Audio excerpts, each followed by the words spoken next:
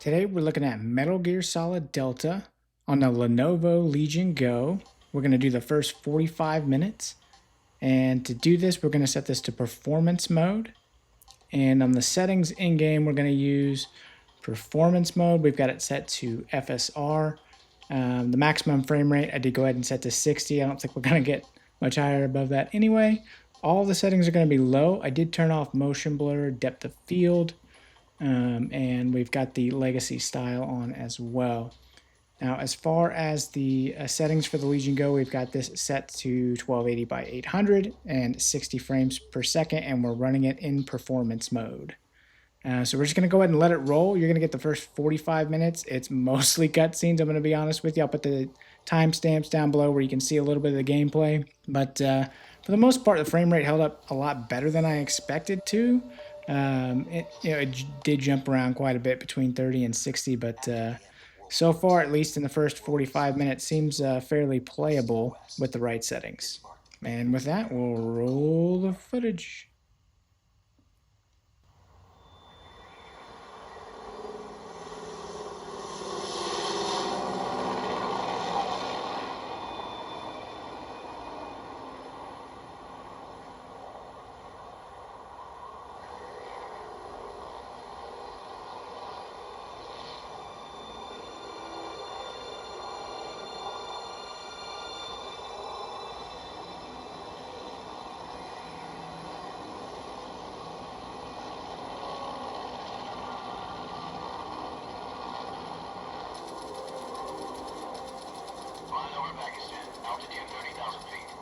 Approaching Soviet airspace. 20 minutes to drop off. Commencing internal depressurization. Equipment check. Army parachute. All right. Ready to go. Drop zone still showing a high pressure mass. Cap okay. Good. We've got high visibility.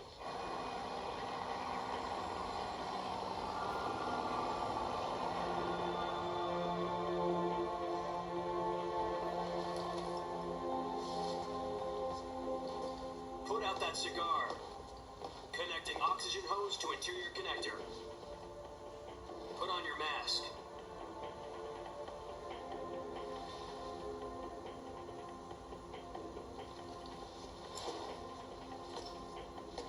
Does this panty waste know what he's doing? Approaching release point. 10 minutes to drop off. Hey, are you deaf? He said put out the cigar and put on your mask.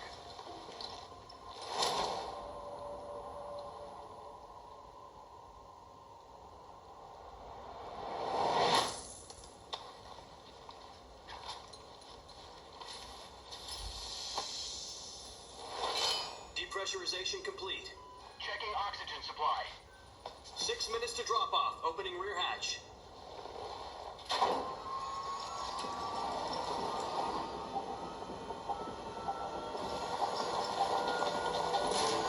Sunrise.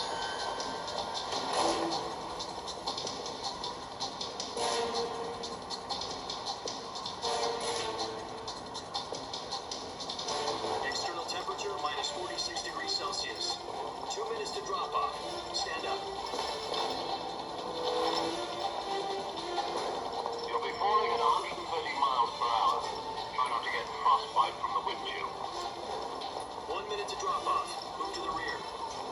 Activate the honor bottle. This is one for the history books. The world's first Halo jump. 10 seconds to drop off. Stand by. Status okay. All green. Prepare for drop off. Countdown. 5, 4, 3, 2, 1. Spread your wings and fly. God be with you.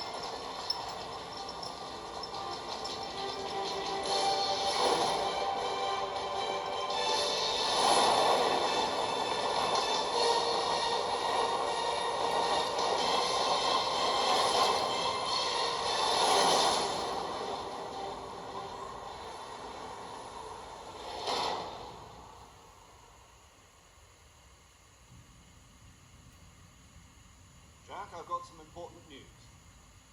The head of the CIA has finally given us the green light for the virtuous mission. unit depends on it. If it succeeds, we'll be officially organized into a unit. Virtuous mission. Sounds like some kind of initiation ritual. Now, don't get cocky. This isn't a training op. Right. So what exactly is this wonderful mission?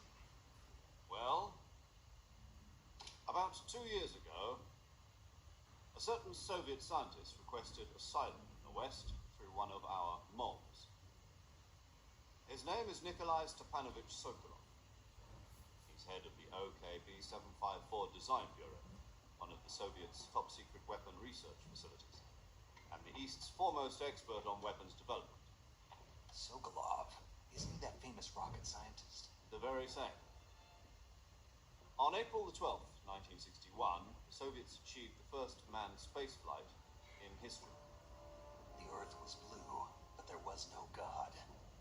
Well spoken.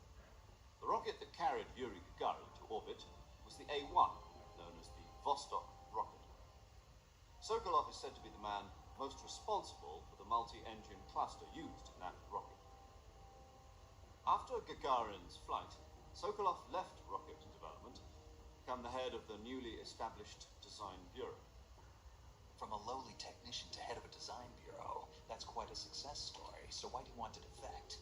It seems he'd become afraid of his own creations. Afraid? Call it a crisis of conscience. And for that, he left his country and his family behind and went over the fence? Not exactly. One of his conditions was that his family was also to be taken safely to the west. He used a mole to get the family out first and succeeded in sneaking Sokolov over the Berlin Wall shortly afterwards. I was the one who conducted the operation. The security on the eastern side was still full of holes back then. Then what?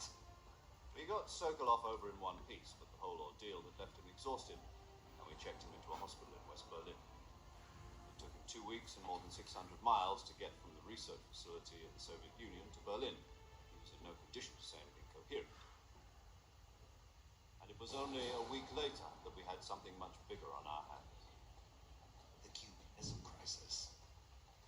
October the 16th, 1962, President Kennedy received word that the Soviets were in the process of deploying intermediate-range ballistic missiles in Cuba. The President demanded that the Soviets dismantle and remove the missiles. At the same time, he announced a naval blockade to prevent further missile shipments from reaching Cuba. But the Soviets didn't back down, instead placing their armed forces on secondary alert.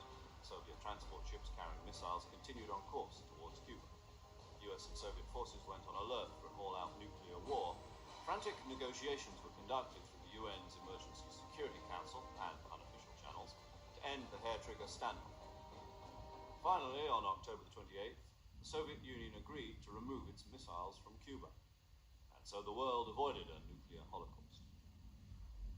But in order to get the Soviets to pull their missiles out, we had to make a deal.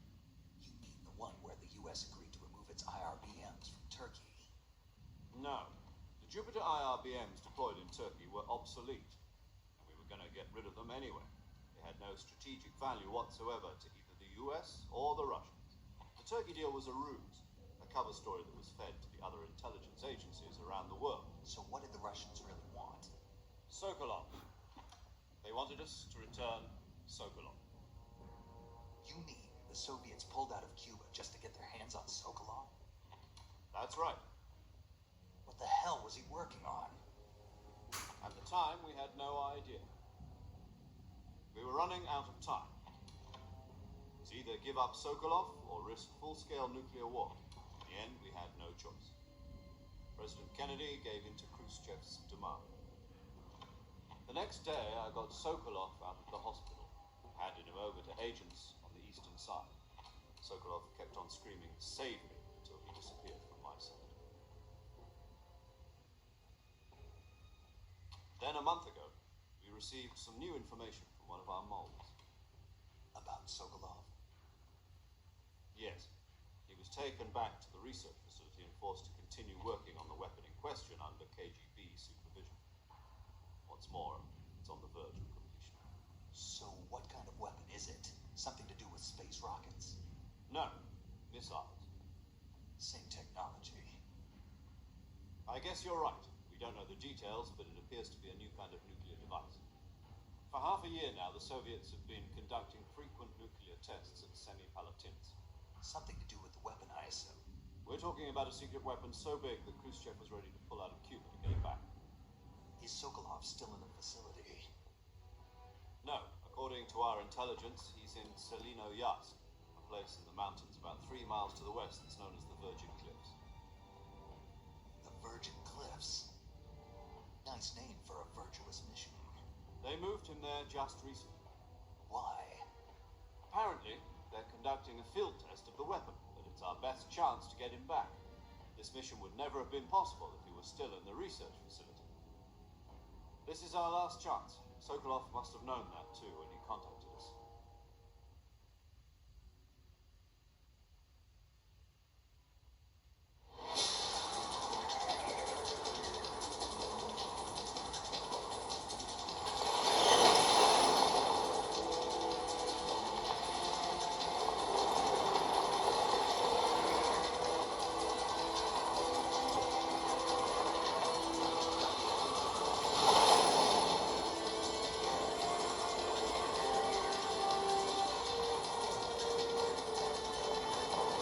Listen up, Jack. Your mission is to infiltrate Selino-Yazd in the Soviet mountains, ensure the safety of Sokolov, and bring him back to the west.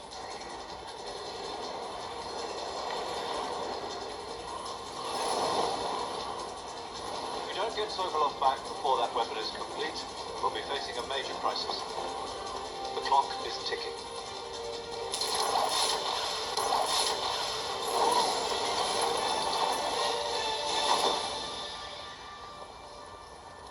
Once we've confirmed the rescue of Sokolov, stand by at the recovery point. A recovery balloon will be dropped at that point. Helium will be pumped into the balloon to inflate it. The process takes about 20 minutes. Once it's complete, gunship's arm will latch onto the balloon and pull it up. The full surface-to-air recovery system. I'm familiar with the theory. Take it easy. It's been combat-proof. Do you think Sokolov is up to it? The shock will be less than during a parachute jump, and the arm can handle up to 500 pounds. So you're planning on going over the border in a single combat Talon? She's equipped with 2 6-barrel 20mm Vulcan cannons, as well as 2 40mm machine guns. Sounds like she could hold her own against a battalion of tanks. Even with the fuel in the reserve tank, we're facing a 4-hour time limit. If all goes well, it shouldn't take more than a few hours. Home in time for dinner. But if anything goes wrong, you'll be eating dinner, breakfast, and all the rest of your meals in the jungle.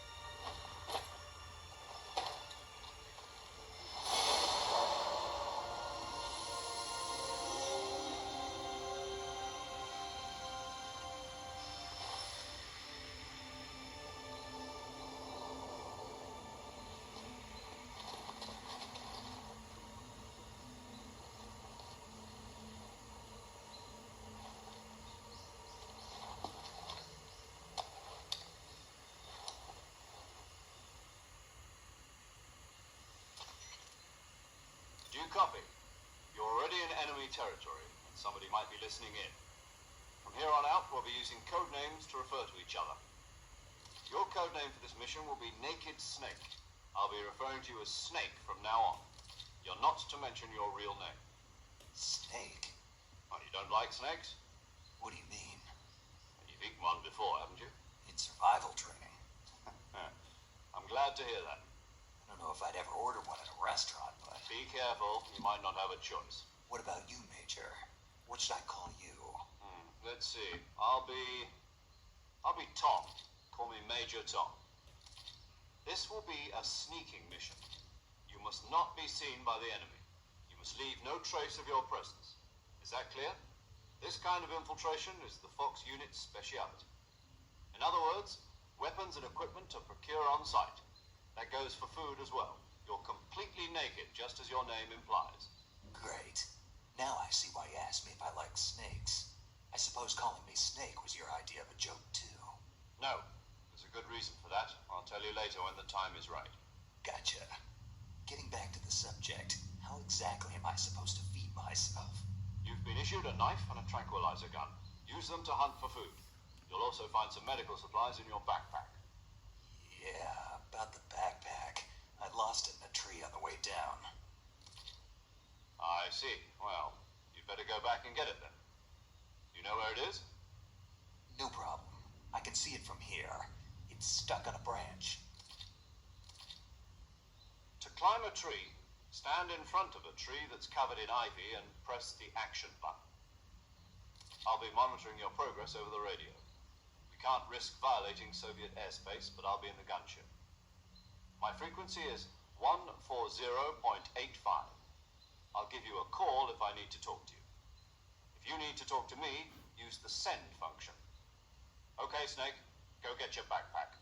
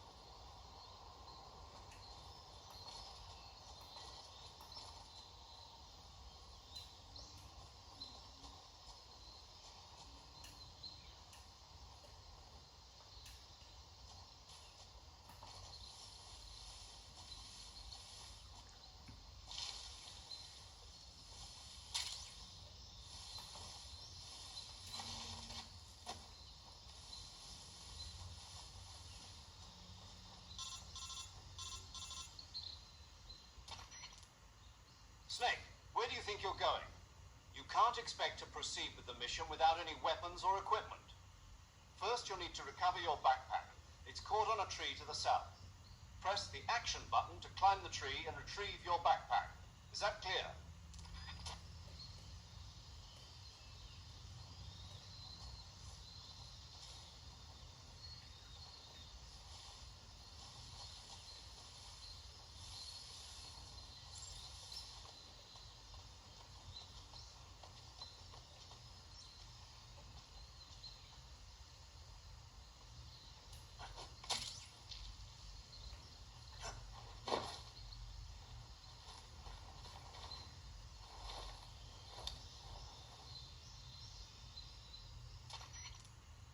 I see you've retrieved your backpack, Snake. To equip a weapon, it's necessary to take it out of your backpack. In the survival viewer, choose Weapon from the backpack. Your available weapons will be displayed in a list on the screen. From that list, choose the weapon you want to equip and press the Enter button. For other equipped items, just do the same thing from Item. Got it. Use the survival viewer backpack. Yep, that's right. Survival is fundamental to this mission. After you've been out in the field for a while, your stamina will start to drop. If your stamina gets too low, it'll affect your performance. You won't be able to shoot accurately, for example, and your wounds won't heal as smoothly. Keep an eye on your stamina so you don't run out. To recover lost stamina, you can hunt for local flora and fauna. You can use either your tranquilizer gun or your knife to hunt. My only weapon is a Mark 22 Hush Puppy tranquilizer gun? That's right. It's been fitted with with its own suppressor. However, the suppressor will deteriorate every time you fire. Once its durability reaches 0, the noise suppression effect will be gone. So don't get too trigger happy with it. The suppressor's durability is shown in the icon. Any weapons and equipment beyond what you're carrying now, you'll have to find as you go. I have to find my own weapons and equipment. Whose crazy idea was this anyway? Solo covert actions are standard Fox operating procedure. You can't leave any traces of your presence. No weapons, equipment, footprints, sweat, or bodily waste. The same goes for bullets and cartridges, too. Your presence in enemy territory is already a violation of international conventions of warfare. There aren't supposed to be any American soldiers in Russia. It could spark an international incident. You can't let anyone see you. You can't let the enemy know you're there. This is a stealth mission. You're a ghost, Snake, in every sense of the word. There'll be no rescue if you're captured. The military and US government will deny any involvement in the affair. Then I'll just have to take care of myself, huh? I'm afraid so. You've been given a fake death pill for that purpose. SIS guidelines stipulate that soldiers on covert ops like this one be issued a potassium cyanide capsule. Tape it to your body so you can take it when you need it.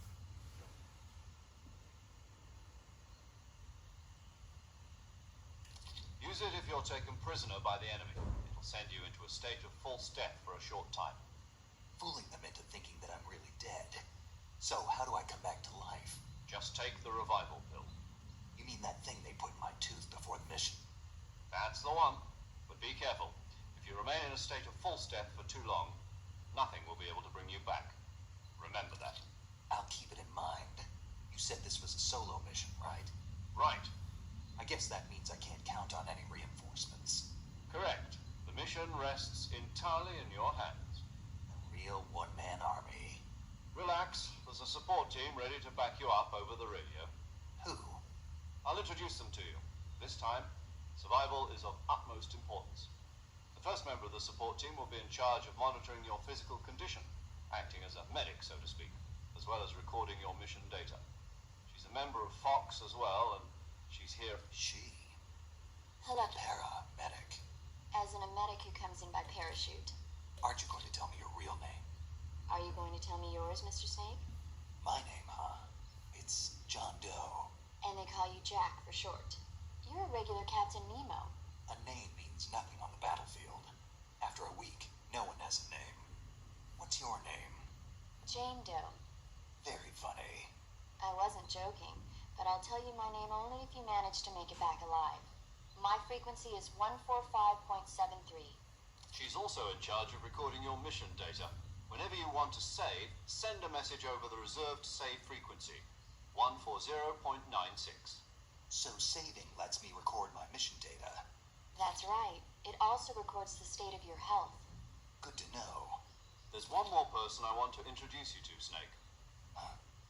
Speaking of snakes, you remember the boss, don't you? A legendary soldier and your mentor. Actually, it was the boss that got the DCI's authorization in the first place. She's going to be serving as Fox's mission advisor. Bosses? She also helped me plan this mission. She and I were at SAS together. Jack, is that you? How many years has it been?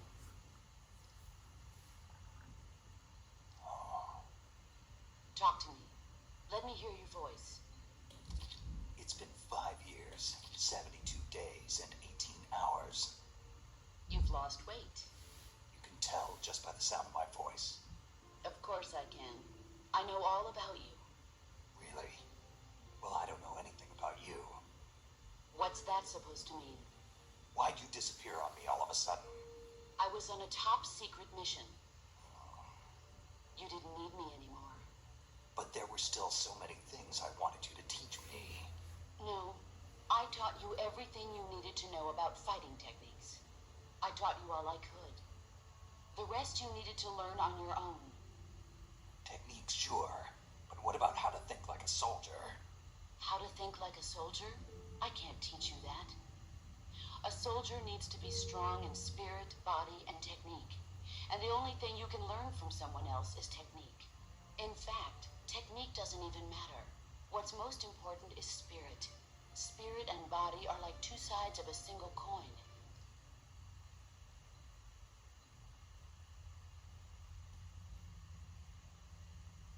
Listen to me, Jack. Just because soldiers are on the same side right now doesn't mean they always will be. Having personal feelings about your comrades is one of the worst sins you can commit. Politics determine who you face on the battlefield. And politics are a living thing. They change along with the times. Yesterday's good might be tomorrow's evil. Is that why you abandoned me? No, it had nothing to do with you.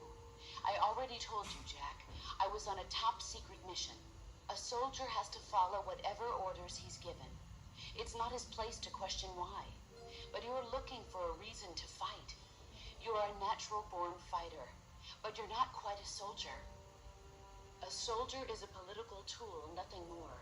That's doubly true if he's a career soldier. Right and wrong have no place in his mission. He has no enemies and no friends. Only the mission. You follow the orders you're given. That's what being a soldier is. I do whatever I have to get the job done. I don't think about politics. That's not the same thing. Sooner or later, your conscience is going to bother you. In the end, you have to choose whether you're going to live as a soldier or just another man with a gun. There's a saying in the Orient, loyalty to the end.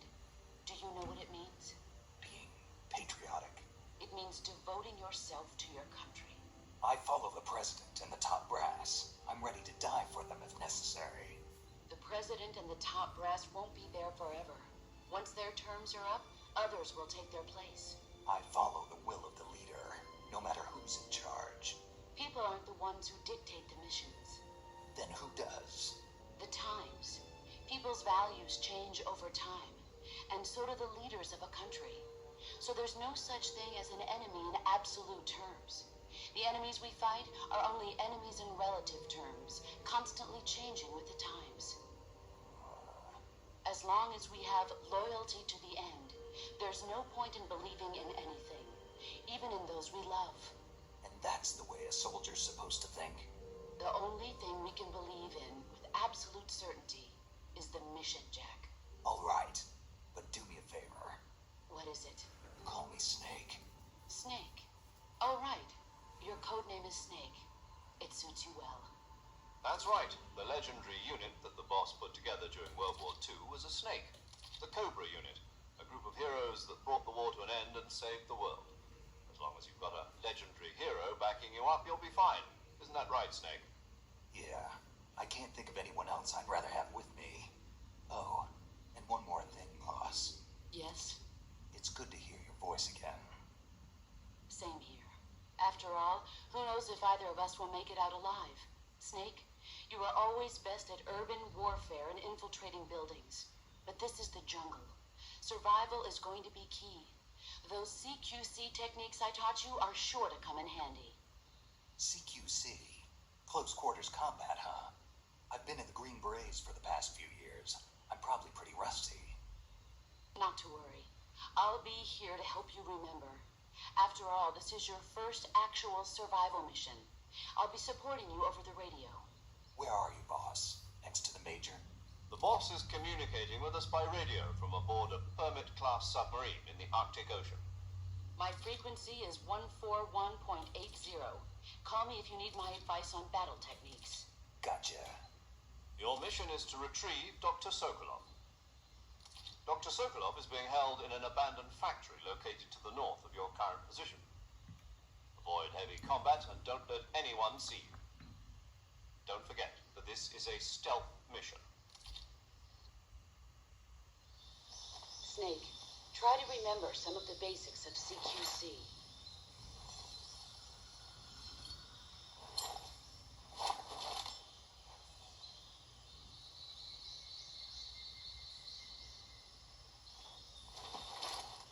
Commencing virtuous mission now.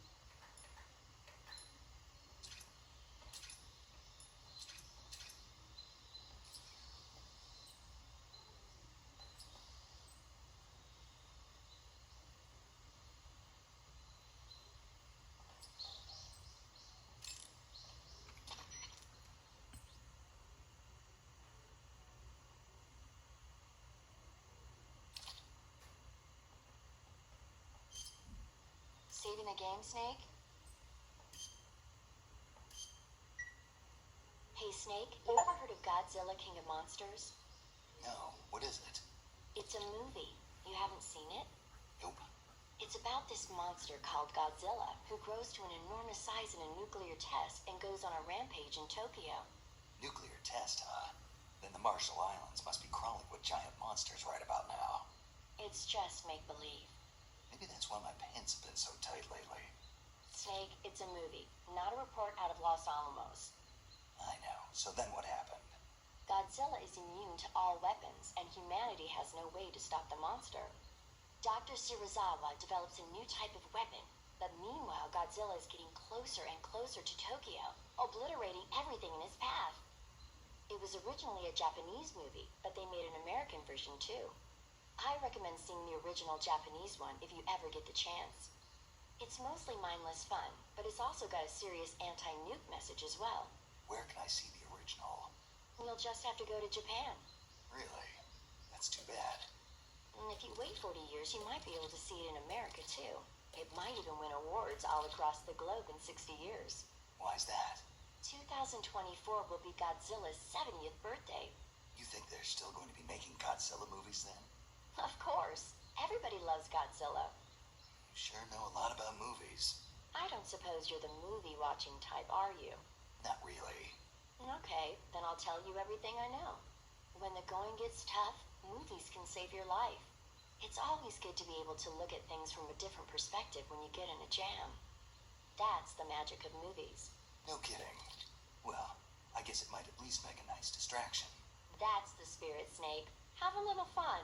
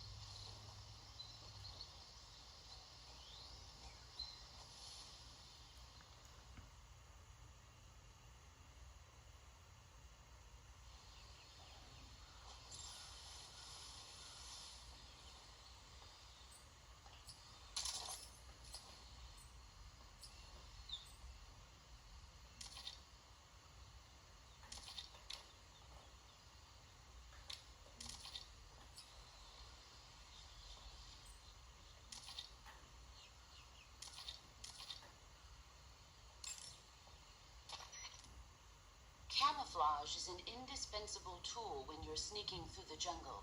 To use camouflage, first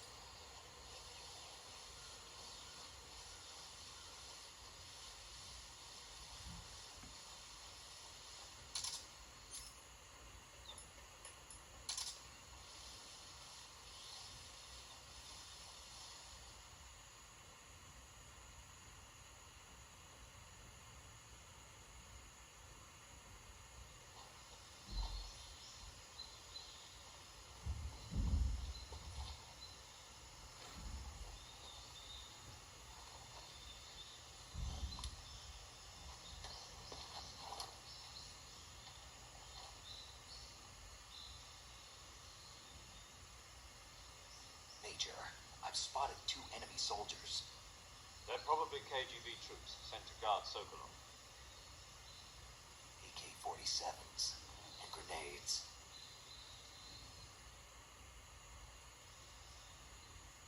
Snake, your presence in Soviet territory is already a violation of international law. You can't let the Kremlin find out that the CIA and the American government are involved. Contact with the enemy is strictly prohibited. Don't engage them in battle either. This is a stealth mission. Got that? The Major is right. The point of this mission is to sneak through the jungle without being seen. The success of the mission depends on how well you use your camouflage. Change your camouflage by selecting camouflage from the...